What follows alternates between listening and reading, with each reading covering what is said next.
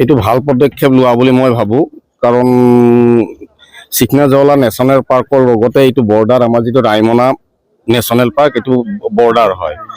যিহেতুকে আমি ইয়াত দেখা পাইছোঁ যে সৰলপাৰা, যিখিনি সৰলপাৰা এতিয়া যিটো পদক্ষেপ লোৱা হৈছে গছ গছনি ৰোৱা, ইয়াত গছ গছনি নাই বুলিয়ে ক'ব পাৰি ইয়াত।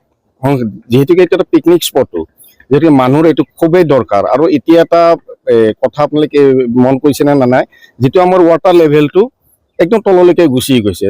যেনেকৈ আপোনাৰ এতিয়া আপোনাৰ মানাছতো পানীটো পাবলৈ নাই, মানাছত নাই, একচেপ্ট বাচি আছে কাজিৰঙাত, বাকী মানাছতো পানীটো লেভেলটো তললৈকে গৈছে। যোৱাৰ প্ৰধান কাৰণটো হ'ল আমাৰ গছ গছনি নোহোৱা হৈছে।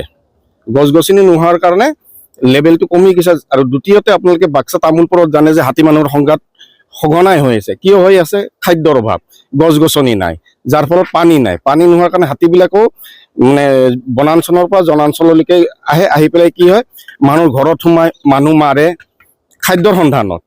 কাৰণ কথাটো হৈছে যে বনাঞ্চল তেওঁলোকৰ মানে যিটো থকা ঠাই বনাঞ্চল আমি মানুহে ধ্বংস কৰিছোঁ, যাৰ ফলত তেওঁলোকে জনাঞ্চললৈকে গুচি আহিছে। তেওঁলোকে কিন্তু আমাৰ বস্তু ধ্বংস কৰা নাই, যাৰ ফলত সেইটো মানে হাতী মানুহৰ সংখ্যাটো দিনক দিনে বৃদ্ধি পাইছে। বিটিডি এৰিয়াত সেইফালে মানে মচলপুৰ হওক, এইফালে যিখিনি হওক।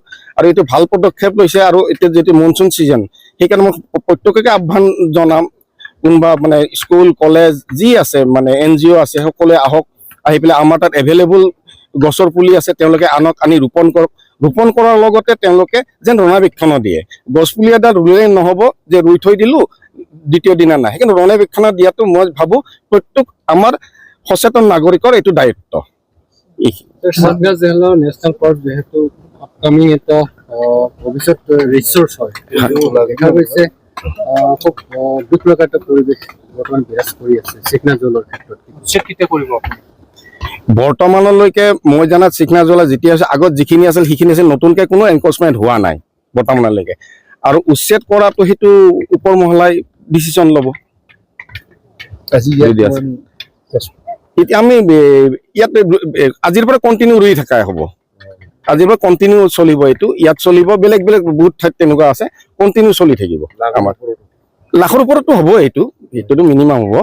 মানে আমি এতিয়া এইম এটা লৈছোঁ, গোটেই মানে হলটুগাঁও ডিভিজনৰ আণ্ডাৰত মিনিমাম 4 to 5 lakhs কিমান পাৰোঁ। অকল মানে বন বিভাগৰে নোৱাৰিব, ৰাইজৰো সহায় সহযোগ লাগিব, NGO লাগিব, তেনেকৈ মানে ধৰক ফৰেষ্ট ভিলেজবিলাক তেওঁলোকৰ মানে ৰাইজৰ সহযোগ অবিহনে কোনো বৃক্ষৰোপণটো সিমান সহজ কথা নহয়। কিমান দিনৰ ভিতৰত তাৰে মানে আপোনাৰ মনচুন ছিজনটোৰ ভিতৰত। আৰু কি কি গছ ৰুলে? ইয়াত আপোনাৰ আছে মেহগনি আছে, অৰ্জুন আছে, ক্ৰছ আছে, তেনেকৈ কিছুমান আছে আৰু আনিছে তেনেকুৱা। DSO साहब द्वारा किया गया है, ये बहुत ही बढ़िया हुआ है। क्योंकि हमें जीवन में क्या है कि पेड़ों की बहुत आवश्यकता होती है, क्योंकि पेड़ नहीं है तो हम नहीं है। पेड़ बहुत सारे, यानी कि इसमें क्या हो रहा है कि पेड़ की कमी होती जा रही है और हम काटते ज़्यादा हैं और लगाते नहीं हैं। और मनुष्य को हमेशा क्या है कि अपने जीवन में कम से कम भी 100 पेड़ तो एक यादगिरी के लिए लगाना चाहिए। उसी से क्या है, आपको हवा मिलेगी, ठंडी यानी कि बैठने के लिए यानी कि राहत मिलेगी। और अगर पेड़ है तो जीवन है, ठीक है ना। तो मैं DFO साहब का बहुत धन्यवाद करता हूँ, जो इन्होंने ऐसा प्रोग्राम रखा है और हम भी इनके साथ जो है काम करते रहे। धन्यवाद। ठीक है।